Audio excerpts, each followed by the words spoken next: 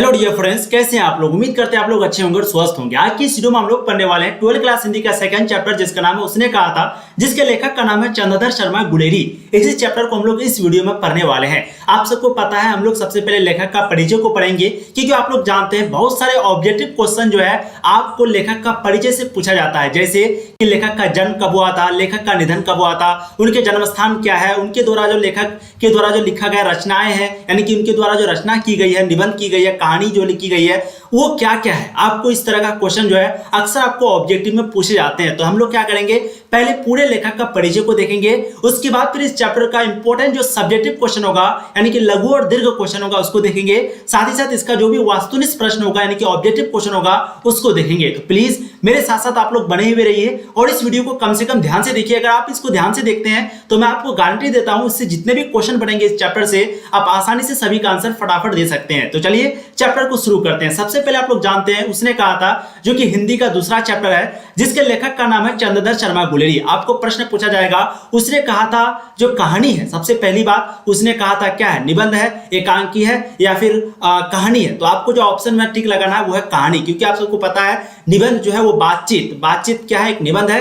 बातचीत के लेखक का नाम है बालकृष्ण भट्ट। लेकिन अगर आपको पूछा जाए उसने कहा था क्या है, तो उसने कहा था जो है वो एक कहानी है। वो क्या है, कहानी है, और इस कहानी के लेखक का नाम है, यानी कि इस कहानी के रचनाकार का नाम है, लेखककार का नाम है, इसके कहानी के लेखक का नाम है चंद्रधर शर्मा गुलेरी, जिसको हम लोग शॉर्टकट में गुलेरी भी बोलते हैं। तो ध्यान रखिएगा, उसने कहा था जो है कहानी है, और इस कहानी के लेखक का नाम है चंद्रधर शर्मा गुलेरी, जिसको हम लोग शॉर्टकट में गुलेरी जी भी बोलते हैं। ठीक है, चलिए अब हम लोग शुरू करते हैं लेखक का परिचय को। सबसे पहला पॉइंट आपका बनता है कि लेखक का जो जन्म है वो कब हुआ था। तो चंद्रधर शर्मा गुलेरी जी का जो जन्म है वो 7 जुलाई 1883 ईस्वी को हुआ था। ध्यान रखिएगा, चंद्रधर शर्मा गुलेरी जी का जन्म 7 जुलाई 1883 ईस्वी को हुआ था।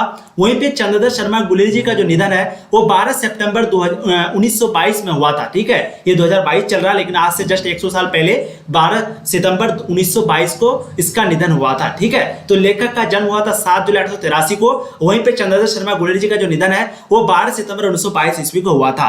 अब एक चीज यहाँ पर ध्यान रखना है, एक है जन्म स्थान, एक है मूल निवास। मूल निवास क्या होता है, जन्म स्थान क्या होता है, इसको समझिए। जैसे मान लेते हैं आप जो है पटना में रहते हैं, लेकिन आप बाय चांस घूमने के लिए गए, आपके मम्मी पापा जो भी है वो घूमने के लिए गए दिल्ली वगैरह। ठीक है, और वहीं पे अगर आप पैदा हुए तो जहां पर आप पैदा हुए उसको बोलते हैं जन्म स्थान। ठीक है, तो वहीं पे चंद्रधर शर्मा गुलेरी जी का जो जन्म स्थान है वो है जयपुर, जो कि राजस्थान में पड़ता है। लेकिन उसका जो मूल निवास है, यानी कि जहां पर वो रहते थे, उस जगह का नाम है कांगड़ा। तो जिला का नाम है कांगड़ा और राज्य का नाम है हिमाचल प्रदेश, और जो ग्राम है, जो गांव है, उसका नाम है गुलेर। ठीक है, तो गुलेर गांव का नाम है और यही गुलेर से नाम पड़ा है गुलेरी। ध्यान रखिएगा, चंद्रधर शर्मा गुलेरी, जो कि गांव का नाम क्या है, गुलेर। तो इसका मूल निवास, यानी कि चंद्रधर शर्मा गुलेरी जी का जो मूल निवास है वो गुलेर है। गुलेर क्या है, गुलेर एक ग्राम का नाम है, यानी कि एक गांव का नाम है, और उसका जिला का नाम है कांगड़ा, जो कि हिमाचल प्रदेश में पड़ता है। ठीक है, तो जन्म स्थान हो गया जयपुर राजस्थान, और जो मूल निवास है वो हो गया आपका जिला कांगड़ा हिमाचल प्रदेश में, जो कि गुलेर नामक ग्राम में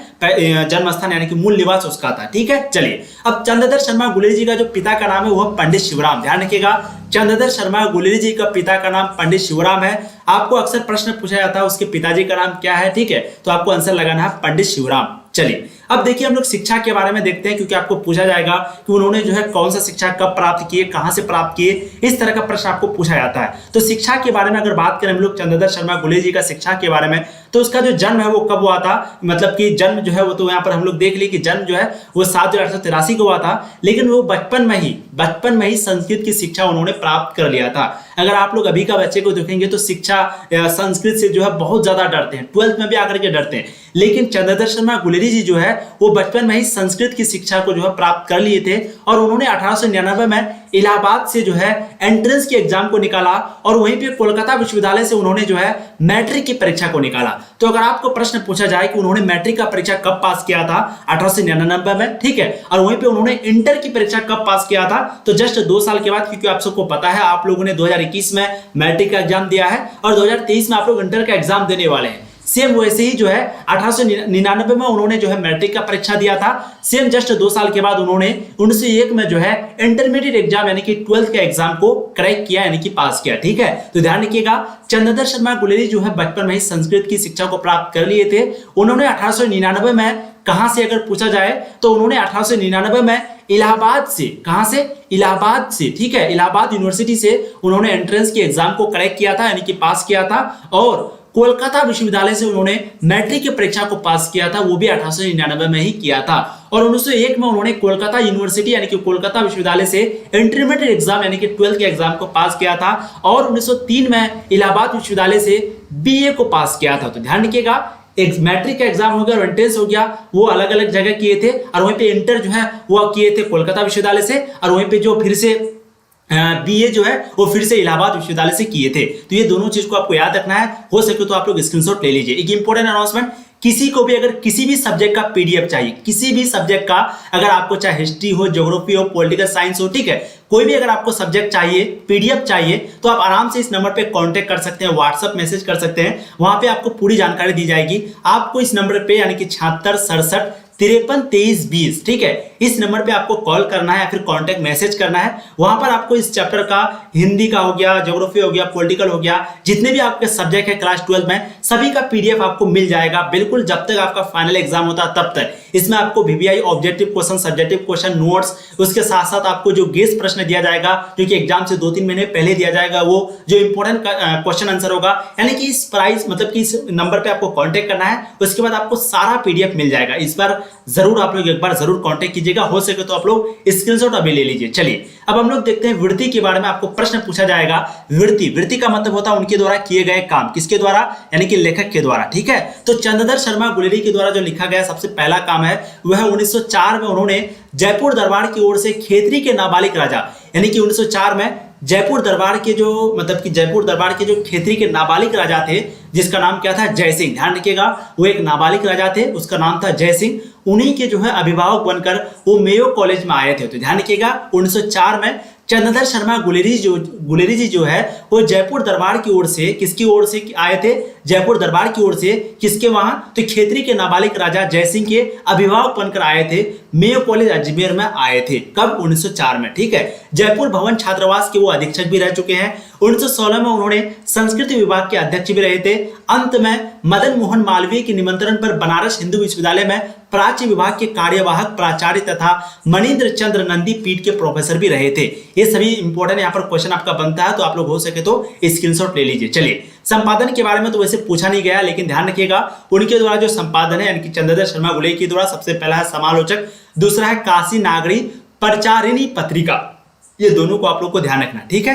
चलिए अब एक बहुत ही इंपॉर्टेंट टॉपिक आपका आ रहा है, वीवीआई टॉपिक है, जो कि रचनाएं। आपको पूछा जाएगा इनमें से कौन सी कहानी है जो कि चंद्रधर शर्मा गुलेरी के द्वारा लिखा गया है या फिर लिखा गया नहीं है। आपको पूछा जाएगा इनमें से कौन सा निबंध है जो कि चंद्रधर शर्मा गुलेरी जी का है। इस तरह का प्रश्न जो है आपको पूछा जाता है, तो प्लीज आप लोग ध्यान रखिएगा, ठीक है। हम लोग थोड़ा सा डिस्कशन करते हैं। उसने कहा था, क्योंकि देखिए मैं आपको पूरी बताऊंगा, लेकिन उसने कहा था पहले है क्या, इसको समझते हैं। देखिए ये चीज तो आपको मालूम चल गया कि उसने कहा था जो है वो एक कहानी है, और इस कहानी के जो लेखक है चंद्रधर शर्मा गुलेरी, उसी के बारे में हम लोग अभी पढ़ रहे हैं। लेकिन अगर आपको एक प्रश्न पूछा जाए कि उसने कहा था इसका नाम क्यों पड़ा, इस तरह का प्रश्न आपको पूछा जाएगा, तो ध्यान रखिएगा इस कहानी में मुख्य किरदार दो व्यक्ति का होता है। एक का नाम होता है सूबेदारनी जी, एक का नाम होता है लहना सिंह। ध्यान रखिएगा मैं दोनों का नाम लिख देता हूं, एक का नाम होता है लहना सिंह, ठीक है, एक का नाम होता है लहना सिंह और एक का नाम होता है सूबेदारनी जी। लहना सिंह जो है एक लड़का होते हैं और सूबेदारनी जी जो है वो एक लड़की होती है। इसमें बेसिकली प्रेम और युद्ध के बारे में कहानी दिया हुआ, यानी कि प्यार कैसे कैसे होता है, दोनों प्यार तो करते हैं लेकिन मिल नहीं पाते हैं, और वैसे युद्ध के बारे में दिया गया है इस कहानी में। चैप्टर बहुत ही इंटरेस्टिंग, बहुत ही मजेदार है,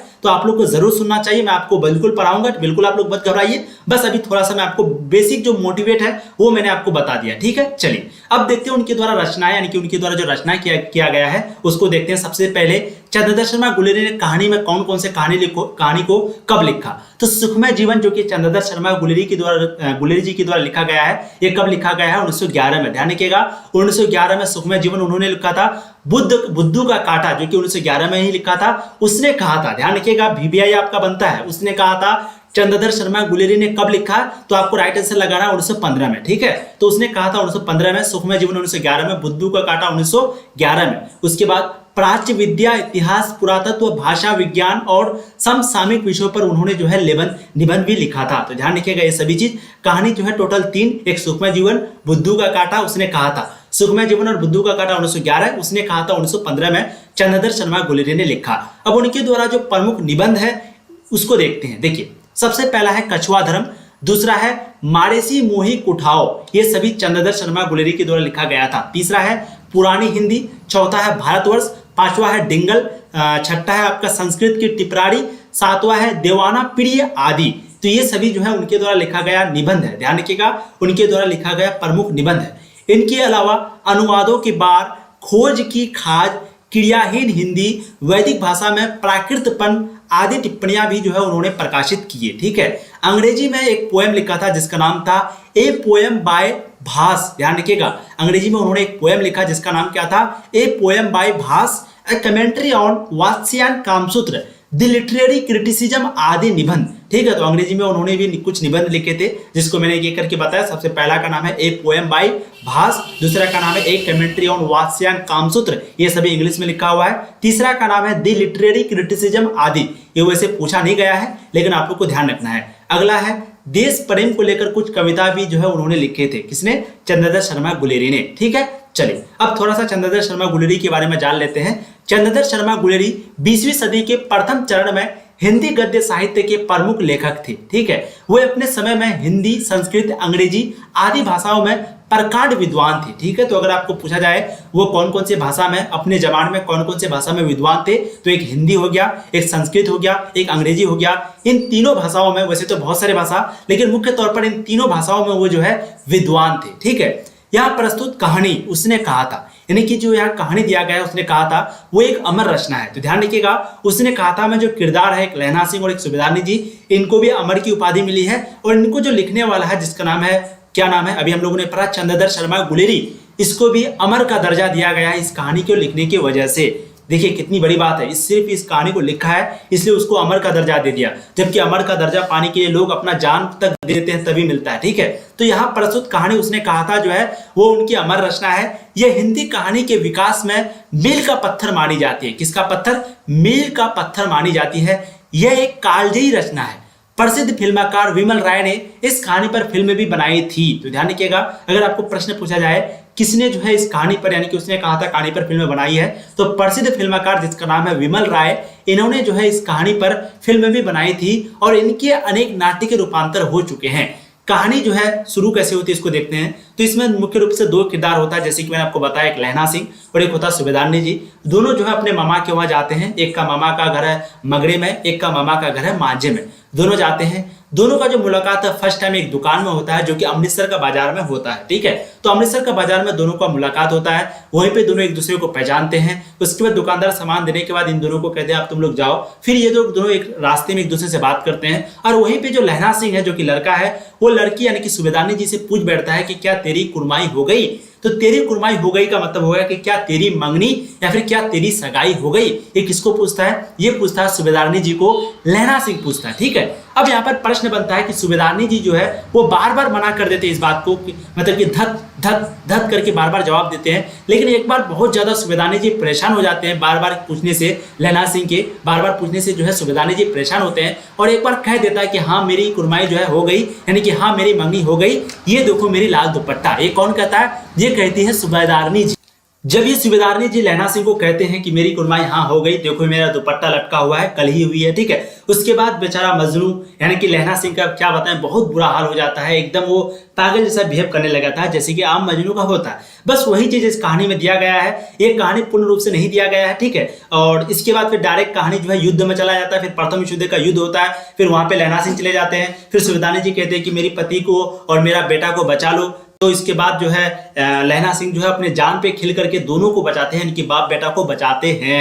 ये कहानी है, बहुत ही मजेदार कहानी है। ठीक है, चलिए तो देखते हैं। कहानी जो है वो अमृतसर के भीड़ भरे बाजार में शुरू होती है, जहां 12 वर्ष का लड़का जिसका नाम है लहना सिंह और 8 वर्ष की एक लड़की, आपको तो पता ही है ना, 12 वर्ष का लड़का जिसका नाम क्या है? लहना सिंह। पूछा जाएगा कि वो कितने वर्ष का था जब पहली मुलाकात हुई थी, तो 12 वर्ष का। और वो उस समय लड़की यानी कि सुबेदारनी जी कितने वर्ष के थे? 8 वर्ष के। ठीक है, इस तरह का ऑब्जेक्टिव क्वेश्चन अक्सर आपको पूछा जाता है, तो ध्यान रखना है, कोई बड़ी बात नहीं है। 12 वर्ष का लड़का था, 8 वर्ष की लड़की थी, 4 साल का डिफरेंस था। लड़का का नाम था लहना सिंह, लड़की का नाम था सुबेदारनी। ठीक है, तो दोनों जो है लहना सिंह जो है वो सुबेदारनी जी को एक तांगे से बचाता है। तांगे का मतलब आप समझ सकते हैं, पहले जो घोड़ा गाड़ी होता था, ठीक है, और या फिर बैलगाड़ी में जो ऊपर में झोपड़ी लगा देता, उसी को हम लोग तांगे बोलेंगे, ठीक है। तो 12 वर्ष का लड़का था और 8 वर्ष की एक लड़की थी। उसी समय लहना सिंह जो है उसको नीचे आने से, यानी कि तांगे के नीचे आने से बचाता है। लड़का लड़की को यह पूछते हुए छोड़ता है कि क्या तेरी कुर्बानी, क्या तेरी मंगनी हो गई। लड़की जो है धत कहकर भाग जाती है। एक दिन वो धत कहकर भागने की बजाय कहती है हाँ कल हो गई, ठीक है। एक दिन क्या कहती है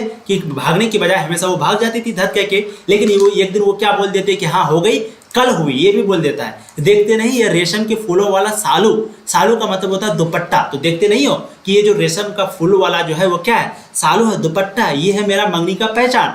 लहना सिंह जो है हद परब रह जाता है, यानी कि लहना सिंह एक प्रकार का बोल सकते हैं बेचारा पूरा नितहास, पूरा हरास, एकदम पूरे तरीके से टूट जाता है, एकदम दिल उसका टूट जाता है। इसके बाद लहना सिंह से भेंट प्रथम विश्व युद्ध के मोर्चे पर होती है और कहानी जो है यहाँ से डायरेक्ट आपका ले लिया गया है सीधा प्रथम विश्व युद्ध में। इसके बीच क्या क्या हुआ नहीं हुआ ये आपको बुक में भी नहीं मिलेगा, गूगल पे भी नहीं मिलेगा, कहीं पे नहीं मिलेगा, ठीक है। ये चीज को यहाँ पर कहा जा रहा है। तो इसके बाद जो कहानी है वो सीधा चले जाता है प्रथम विश्व युद्ध में और वह याद करता है कि छुट्टी के बाद घर से लाम पर जाते समय वो सूबेदार हजारा सिंह के घर गया था। वहां सूबेदारनी ने उसे एकांत में बुलाकर कहा था कि मेरे पति और बेटे जिसका नाम है बोधा, इसका ख्याल रखना। यह सूबेदारनी बचपन में अमृतसर में मिली वही लड़की थी। लहना सिंह सूबेदारनी के प्यार की उस किरण को दुनिया से बचाकर अपने हृदय में संजोए रहा और युद्ध में अपने प्राणों की बलि देकर के भी हजारा सिंह और बोधा की रक्षा की। और हजारा सिंह जो कि उसके पति का नाम है और बोधा जो कि उसके बेटा का नाम है, किसके, सूबेदारनी जी का, उसका बेटा और पति का रक्षा किया अपने जान को देकर के।